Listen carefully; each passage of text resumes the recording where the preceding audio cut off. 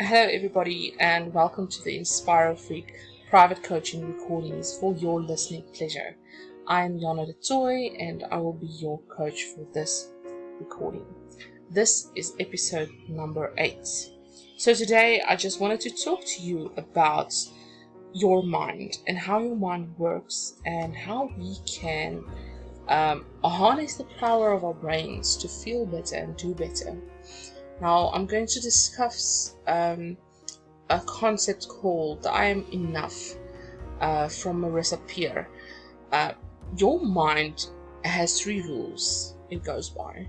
Number 1, your mind does what it truly thinks you want to do and what it truly believes is in your own best interest. Number 2, the way you feel about any event and the way your mind responds is the result of just 2 things: the pictures you make in your head and the words that you say to yourself. Number 3, to succeed at anything, you have to make the unfamiliar familiar and the familiar unfamiliar. Now, a common denominator of all emotional issues are I am not enough. It's that feeling of I'm not enough. And I think we use it a lot as women. We come from perhaps childhoods where we didn't feel enough, or come out of relationships that didn't make us feel enough. So we have this thing about we are not enough. And today I want to challenge you to change that. I want to challenge you to say to yourself every day in the shower, I am enough, over and over again. I want you to take red lipstick and write it on all your mirrors. I am enough.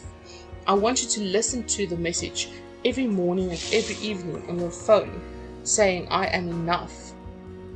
I want you to write texts to yourself or set yourself some private messages like only me messages on Facebook saying I am enough. So a year from now you get reminded of that. I want you to write it on your hand. I'm enough. And I challenge you to go and try that and tell me that it hasn't changed something specifically or significantly for you. So stop asking yourself how you feel right now, and just know that if you have emotional issues in your life, it normally can be pointed right down to I am not enough. I'm not smart enough. I'm not good enough. I'm not pretty enough.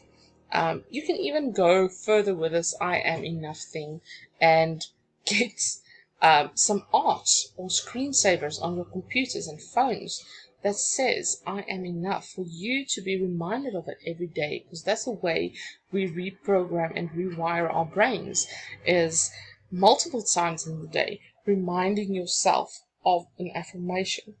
So write it on your fridge, because whatever you tell your mind, it believes. Your mind doesn't care what you tell it. It doesn't care if it's good or bad, right or wrong.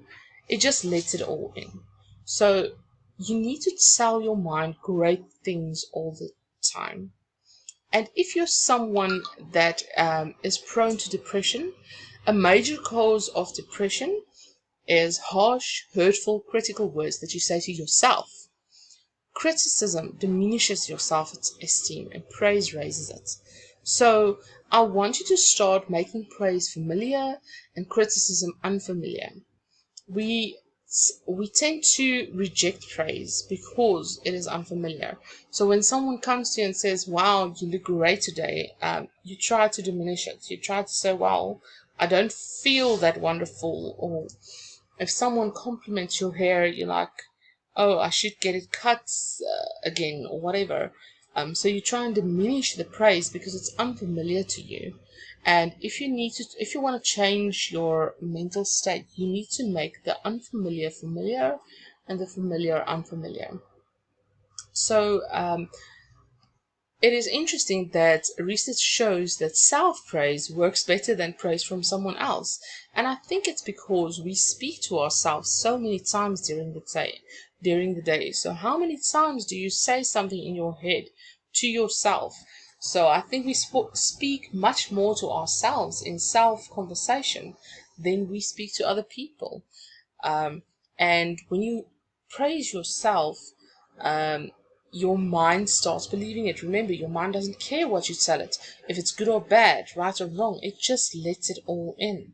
It doesn't ask from who's the source or where did you hear that. It just lets it all in. So I want you to start saying things to yourself like, I am a good person. I am a loving daughter. I'm a fantastic parent.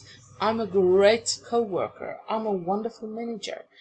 And now that you know that you're enough, when you've been doing this for like 3 to 6 weeks and you feel it in your bones that I am enough, know that everyone else around you is going to feel that way about you too.